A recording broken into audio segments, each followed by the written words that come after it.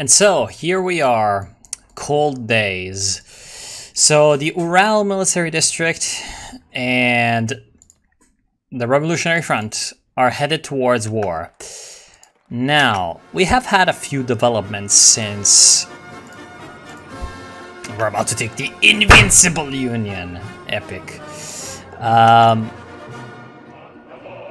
Now, we have had a few... Of course, we have this... additional reserves, that's good. Intelligence service, developed supply chain, airbase extensions. So that's 10%, 20%, 30%, 40%, 55%. Then we're gonna need 20 more percent. Where are we gonna get that 20 more percent? With fortifications? Or... yeah, sure, fortifications. So, we are about to go to war with the Ural Military District. Now, as I said, we have had a few developments with the way the army focus tree works. We have new tanks coming up and all that. Project Indrik is coming along. Essentially, what you do is you pay a shitload of money. As you can see, our national debt is fucking skyrocketed. Now, actually, yes. Now, what happens is I think there's an RNG. I think there is an RNG calculation where it can either fully succeed, in which case, well,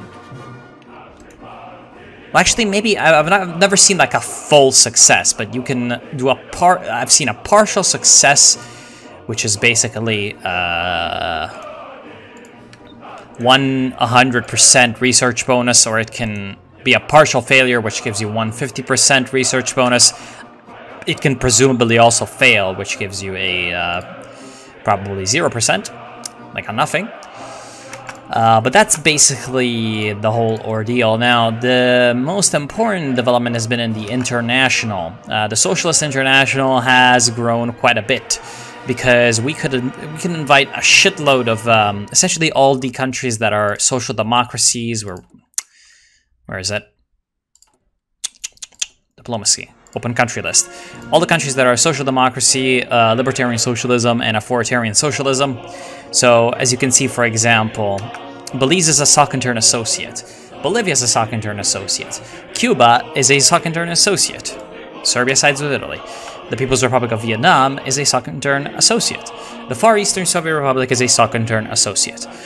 The West Russian opinion of Guinea is better because they're an associate. Kazakh Soviet Socialist Republic is a member. You can even go, like, they can even accept to be a member that is LibSocs and OutSocs. I don't think SocDems can do that because I didn't get the option to include them in that. So we have a few countries now that are full-on members of the Soc-Intern. Unfortunately, it's not a faction that exists on the map, but it's got its own unique mechanic, which is the Soc-Intern Collective Defense Fund, from which you can withdraw when you are at war, which is pretty nice, considering, again, our current predicament when it comes to money. And then there's also the Comic-Con that you can found from the Soc-Intern. Now, the Comic-Con in real life... Oh, LBJ. The Comic-Con in real life was the USSR's version of the European Common Market. That's a very big oversimplification, but it was the economic part of the Warsaw Pact, and in this case, it's the economic part of the Soc-Intern. Now, we just got the Invincible Union, which has a very, very nice flavor text. You were born under a scarlet banner in that vicious year 1918. Your enemies you have crushed always. You will defeat the Nazis as well, which is a modified version of the legendary, Invincible and Legendary song, which I've been liberally playing in the background of these videos. In the real song, it's you were born under a scarlet banner in the vicious year of 1918. You have always crushed all your enemies. You have crushed the fascist horde too. Something like that. Iberia maintains the Iberia Council. Like how we have two choices in a news event. I really love this. Because, yeah, okay, so Franco's doing a few funnies.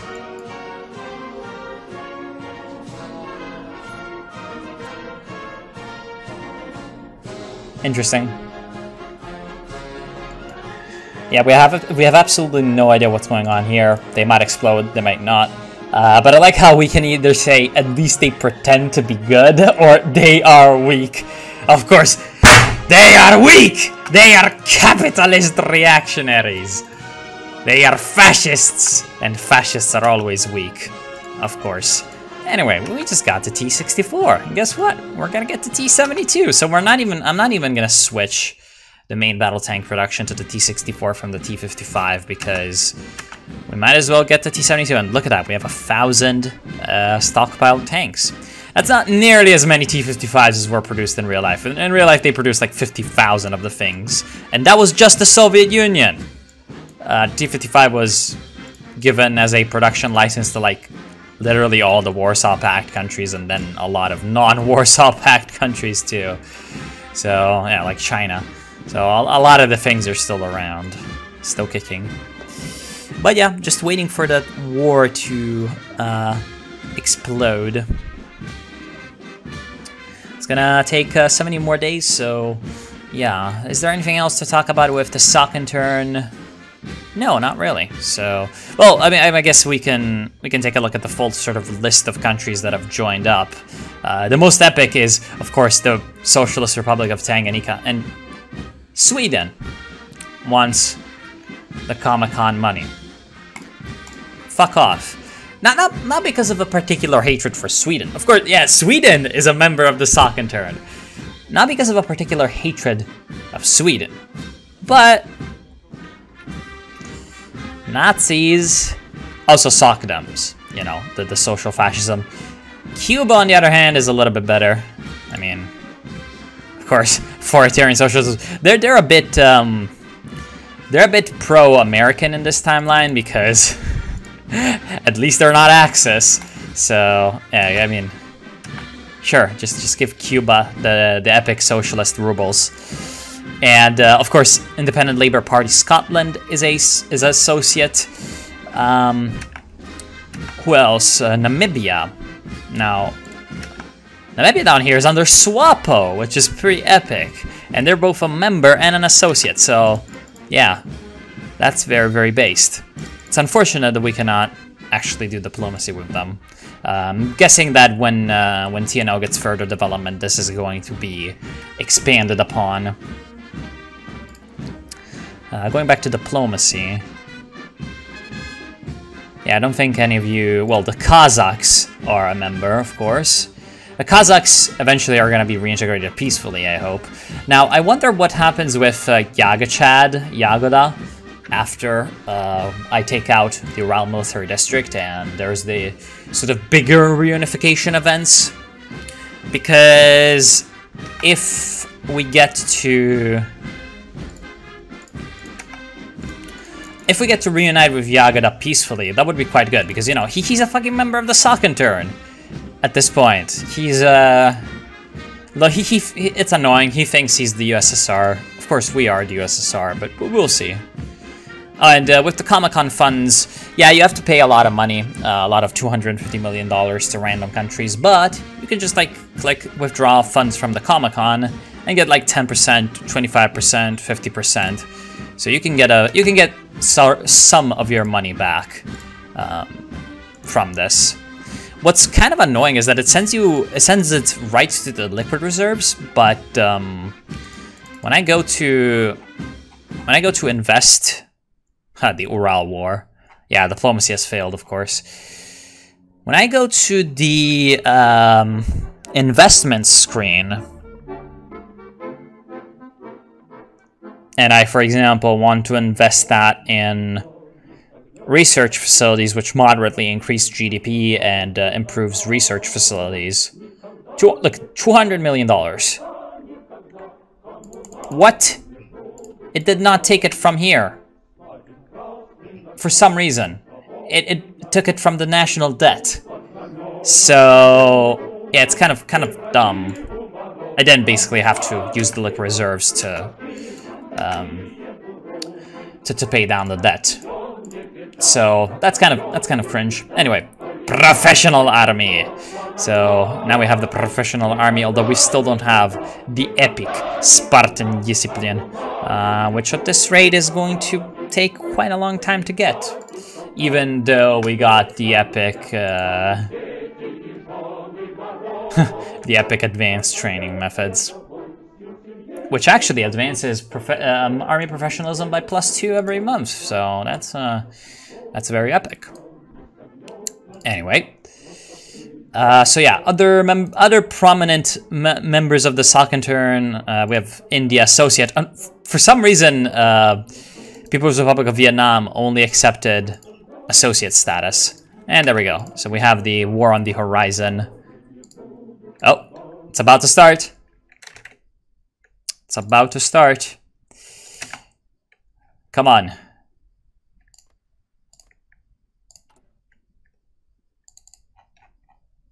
Yes. Oh yeah, right, we also need to wait for 30 more days, so see you then.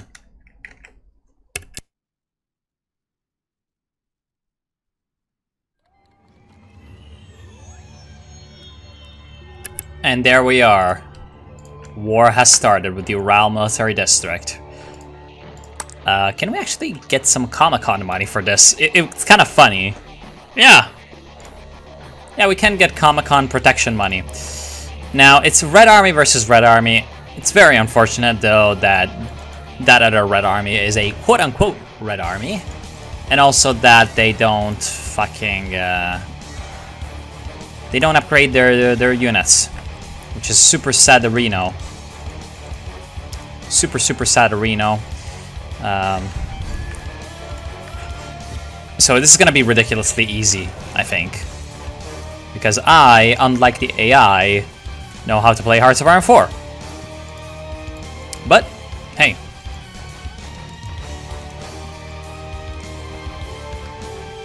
Let's hope that they can actually make it somewhat difficult.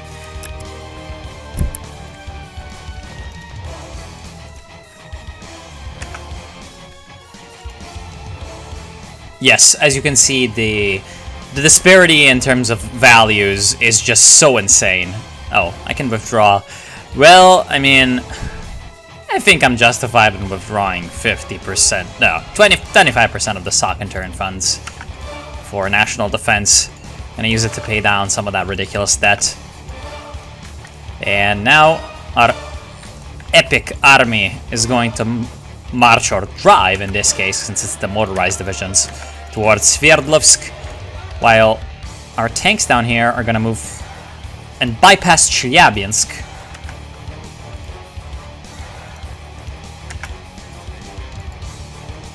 Far Eastern request for Comic-Con aid. Now, they're fighting the Siberian Free Territory, so I'm gonna provide. Because they're still preferable to the Siberian Free Territory, of course. Even though it's Yagada, he's untrustworthy and all that. But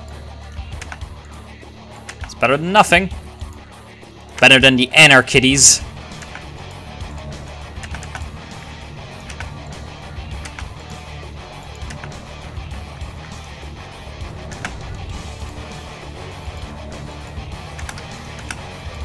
Actually, instead of attacking Sverdlovsk directly, I see an opportunity for a big encirclement on a lot of Sverdlovsk armed forces. Actually, no.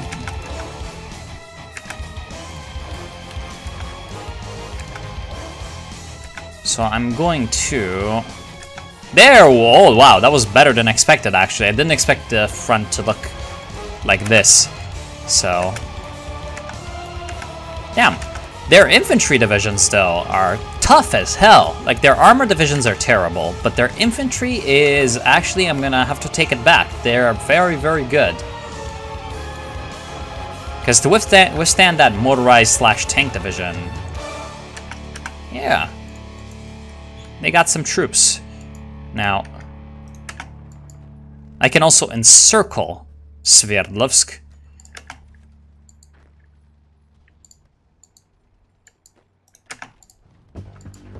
And that should be a pretty good idea.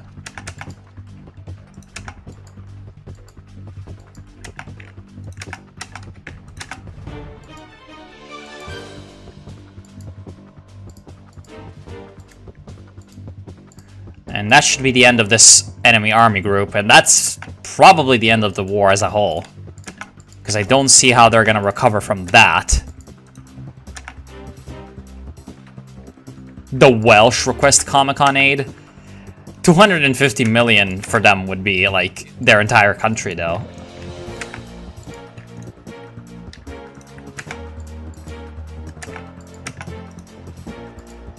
And now we are, as they say, in strategic death. There is absolutely nothing that they can do. We've got way too much into their back lines.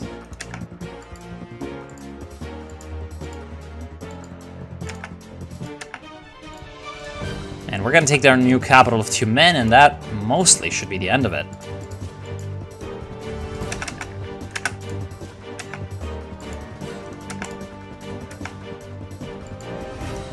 Now, it would be nice to have Nishti Tegil.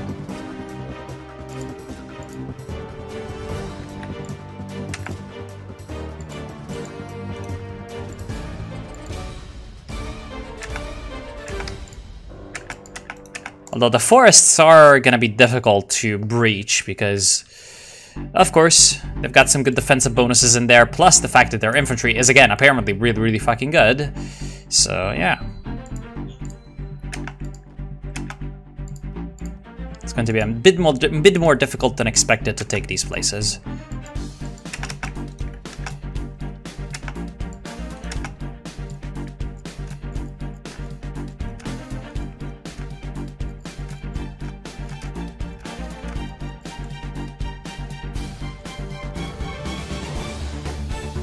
And now, we took Lenin's mausoleum. Well, that's nice. Can we do something with... Yeah, we can preserve him. We can continue the mausoleum. Done. Nice. I'm surprised that they didn't, like, bury him or something. Or do something cringe. Like, destroy the body. Which I know some warlords can do that.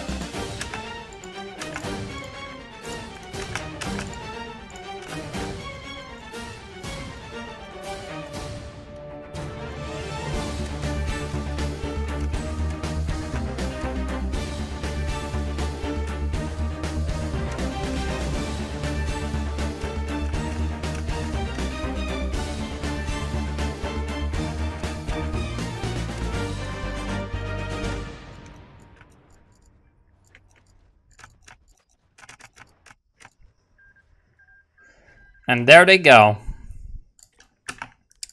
That's the end of that. Vorkuta gulags.